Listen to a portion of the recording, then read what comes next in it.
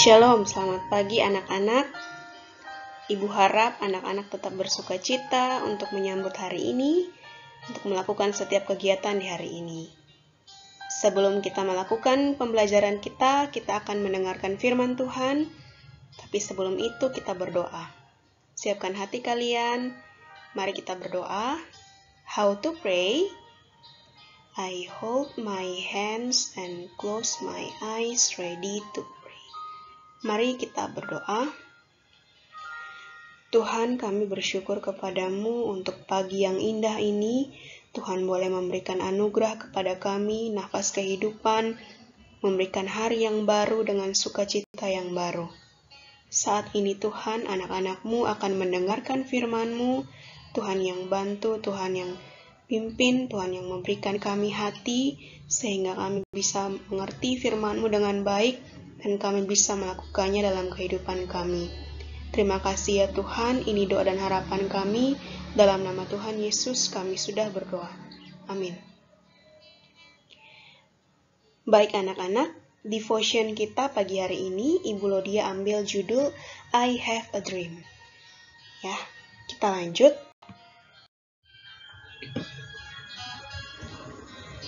Nah, Ibu mengawali devotion hari ini dengan sebuah pertanyaan. Siapa yang tidak pernah mempunyai impian atau harapan?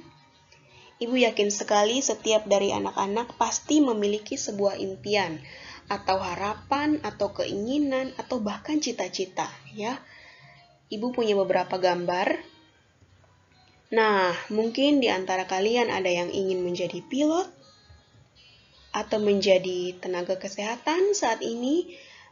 Para dokter, para perawat, dan lain-lain, mereka lagi berjuang ya untuk menghadapi situasi dan kondisi yang terjadi di negara kita maupun di negara-negara yang lain. Siapa yang ingin menjadi dokter atau perawat? Ya, next. Nah, mungkin ada yang mau jadi guru ya, seperti Ibu Dia atau Ibu Destri atau siapapun yang pernah mengajar kalian mungkin. Ada yang ingin menjadi guru? Ya, berikutnya mungkin. Nah, ini ada yang baru nih. Menjadi YouTuber, ya. Ibu yakin di antara kalian pasti ada yang ingin seperti ini. Lalu, menjadi pengusaha. Menjadi pendeta, ya. Dan masih banyak lagi. Ya, Ibu yakin anak-anak masing-masing punya impian dan harapannya tersendiri. Oke, kita lanjut. Nah, sekarang kita mau buka Alkitab. Yang pertama dari Kejadian 15 ayat 1-6. Kejadian 15 ayat 1-6, silakan anak-anak siapkan. Kemudian kita juga akan membaca dari Kejadian 21 ayat 1-7. Ya, secara singkat saja nanti anak-anak silakan baca. Pada Kejadian 15 ayat 1-6 ini berisi tentang perjanjian Allah dengan Abraham atau perjanjian Allah dengan Abram. Apa sih perjanjiannya? Ya, ternyata di Kejadian 15 ayat 1-6 ini Allah menjanjikan keturunan bagi Abram. Nanti anak-anak bisa baca ayat demi ayat yang ada di Kejadian 15 ayat 1-6. Lalu, apakah Allah hanya berjanji saja, tidak menepati?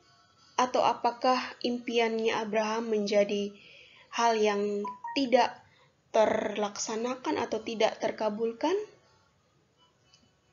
Anak-anak silakan baca di Kejadian 21 ayat 1-7. Di situ Allah mengabulkan perjanjiannya. Allah mengabulkan keinginannya Abram, yaitu kelahirannya anaknya Abram dan Sarah, Ishak. Ishak lahir. Ya, anak-anak sudah pernah dengar ceritanya. Ishak ini lahir pada saat Abram dan Sarah ini berumur yang kalau secara manusiawi sudah tidak mungkin lagi, ya. Mereka sudah sangat tua dan sepertinya tidak bisa lagi menghasilkan keturunan. Tapi Allah memberikan janjinya. Allah menepati janjinya. Wah, menyenangkan ya menjadi Abraham ini. Hal yang dia inginkan, hal yang dijanjikan oleh Tuhan, dikabulkan ya. Tapi anak-anak bisa lihat sendiri, waktunya tidak cepat ya. Di Kejadian 15 Allah berjanji, Kejadian 21 baru terpenuhi janjinya, baru dilakukan janji Allah. Ya. Berarti satu hal yang perlu kita pelajari yaitu bersabar dan tetap percaya kepada Allah. Nah, sekarang Ibu punya pertanyaan kedua. Bagaimana bila harapan atau impian atau keinginan kita tidak tercapai? Ibu ulangi sekali lagi. Bagaimana bila harapan atau impian atau keinginan kita tidak tercapai ya? Misalnya anak-anak menginginkan sesuatu atau menginginkan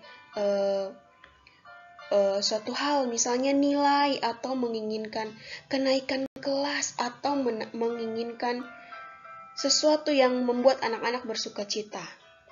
Tapi ternyata keinginan itu tidak tercapai. Bagaimana perasaan kalian? Silakan dijawab masing-masing. Ketika sudah merencanakan sesuatu, plan A, plan B, plan C, semuanya sudah dilakukan, direncanakan dengan baik, tapi tidak satupun terlaksanakan. Ya, yang pasti kecewa ya, sedih, bahkan mungkin menangis.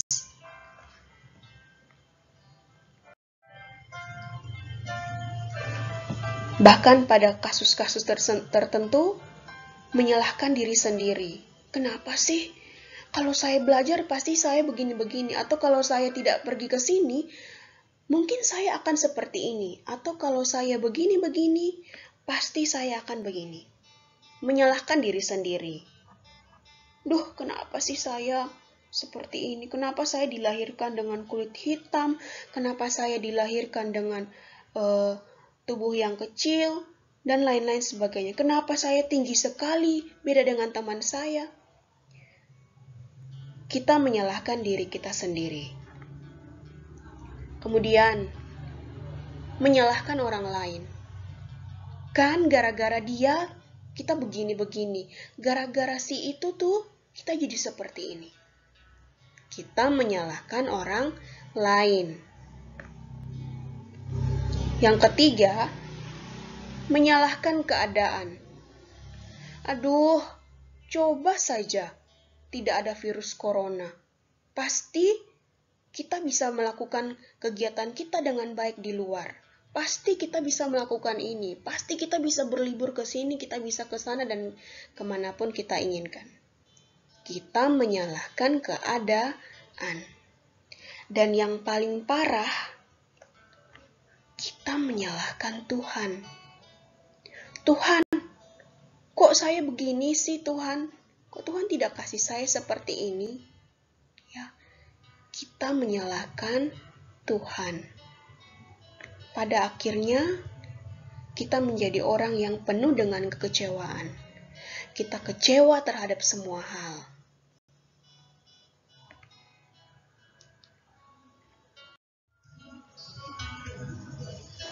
Nah, pertanyaan berikut, mengapa kita mudah kecewa kepada Tuhan saat sesuatu yang terjadi tidak sesuai dengan harapan kita? Mengapa kita sebagai manusia gampang sekali atau mudah sekali kecewa kepada Tuhan? Padahal kita tahu ya Tuhan itu pencipta kita. Tuhan yang memberikan kita kehidupan. Tapi kenapa kita mudah sekali kecewa kepada Tuhan? Ya, pada kasus-kasus tertentu kita seringkali berpikir bahwa kita layak mendapatkan hal yang terbaik. ya tanpa kita sadari, kita telah dipengaruhi oleh dunia dan kita menganggap bahwa we deserve the best. Kita layak mendapatkan yang terbaik. Atau kita layak ya memiliki sesuatu yang kita inginkan. Kita pantas mendapatkan semuanya itu. Sehingga saat keadaan tidak baik atau saat harapan kita tidak terkabulkan, saat keinginan kita tidak kita dapatkan, kita pun menganggap bahwa Tuhan tidak adil. Tuhan, kok hidupnya orang itu lebih enak sih dari hidup saya? Kok teman-teman saya rasanya senang-senang sekali ketika menghadapi situasi seperti ini? Kok saya sepertinya begini. Kita menganggap Tuhan tidak adil dalam kehidupan kita. Ya. Lalu kita menjadi kecewa dan marah. Setiap hari seperti itu, kita menjadi kecewa dan marah, menyalahkan semuanya, menyalahkan Tuhan. Ya. Padahal apa yang Alkitab katakan? Coba anak-anak buka dari kitab Roma pasal 6 ayat 23. Kitab Roma pasal 6 ayat 23. Ibu dia bacakan Roma 6 ayat 23. Sebab upah dosa ialah maut, tetapi karunia Allah ialah hidup yang kekal dalam Kristus Yesus Tuhan kita. Sekali lagi ibu bacakan Roma 6 ayat 23. Sebab upah dosa ialah maut, tetapi karunia Allah ialah hidup yang kekal dalam Kristus Yesus Tuhan kita. Ya, padahal Alkitab menyatakan kita hanya pantas mendapatkan maut atau hukuman mati. Karena apa? Kita semua ini orang berdosa. Yang pantas kita dapatkan bukan yang terbaik, tapi malah hukuman mati. Ya, kita tidak layak mendapatkan sesuatu atau kita tidak layak meminta sesuatu dari Allah. Yang pantas untuk kita dapatkan adalah hukuman mati. Tapi saat ini apa yang kita dapatkan anak-anak? Karena Allah begitu mengasihi kita, umat ciptaannya, Ia mengaruniakan putranya yang tunggal, Tuhan kita Yesus Kristus, untuk mati di kayu salib, menebus dosa-dosa kita. Melalui anaknya, putra tunggalnya, Yesus Kristus, Ia mengaruniakan kepada kita hidup yang kekal. Ya.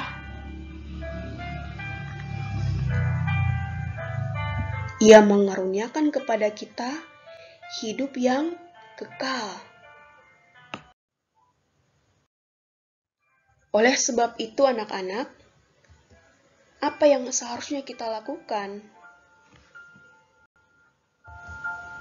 Saat kita bersuka cita, saat mendapatkan sesuatu yang diinginkan, saat mendapatkan sesuatu yang baik, saat mendapat meraih impian kita, apa yang seharusnya kita lakukan? Harusnya kita bertanya kepada Tuhan, Tuhan, kok saya yang diberikan anugerah ini? Padahal saya tidak layak, Tuhan. Kenapa saya yang diberikan semuanya ini? Harusnya kita berefleksi, kita bersyukur kepada Tuhan untuk setiap kebaikan Tuhan dalam kehidupan kita. Anak-anak, kita masuk kepada bagian kesimpulan. yang bisa kita pelajari hari ini. Yang pertama, tidak salah bila kita mempunyai impian atau cita-cita. Yang salah adalah saat kita menyalahkan Tuhan saat hal tersebut tidak kita dapatkan. Kesimpulan yang kedua, Allah berdaulat atau berkuasa penuh atas kehidupan kita. Maka masa depan kita pasti sudah diatur olehnya dengan baik. Tugas kita adalah percaya dan taat. Yang ketiga, marilah sama-sama belajar dan mengingat bahwa kita harus tetap berpengharapan pada Allah. Karena kita ini adalah kepunyaannya, miliknya Allah. Amin firman Tuhan. Biarlah melalui devotion pagi hari ini, anak-anak boleh terberkati dan bisa anak-anak tanamkan dalam hati kalian dan melakukan dalam kehidupan masing-masing. Shalom, Tuhan memberkati.